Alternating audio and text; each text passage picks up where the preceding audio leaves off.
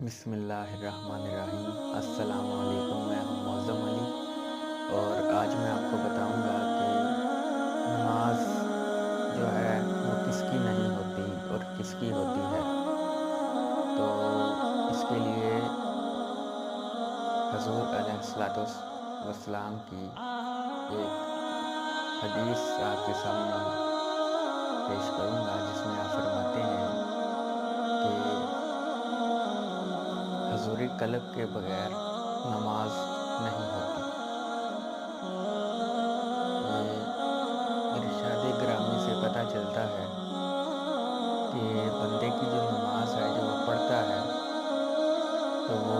کیوں نہیں ہوتی جب تک اس کا دل حاضر نہ ہو، وہ خود حاضر نہ ہو، اس کی روح حاضر نہ ہو۔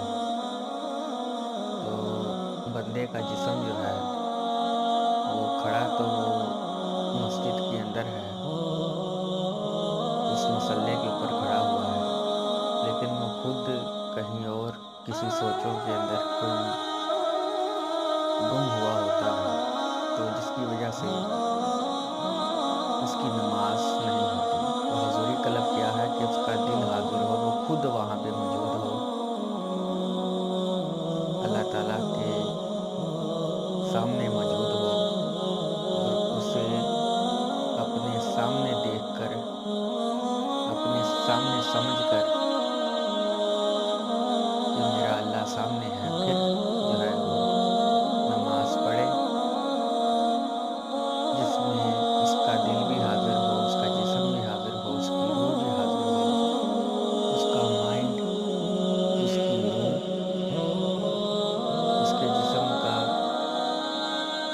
اور اس کے روحانی وجود جو ہے،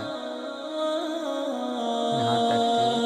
وہ مکمل طور پر، کلی طور پر وہ حاضر ہوگا، پھر اس کی نماز قبول ہوگی۔ اس کے علاوہ جو بھی بندہ نماز پڑھے گا، اپنا دل کی آنکھیں کہیں اور ہوں گی، کسی اور سوچ میں گم ہوں گی، تو اس کی نماز نہیں ہوگی۔ تو بھائیوں، اس حدیث پہ ذرا غور کریں اور مزید ایسی ویڈیوز کے لیے ہمارا چینل سبسکرائب کریں اور لائک کریں، شیئر کریں اور کمنٹس سیکشن میں اپنے خیالات کا اظہار کریں۔ Thank you for watching.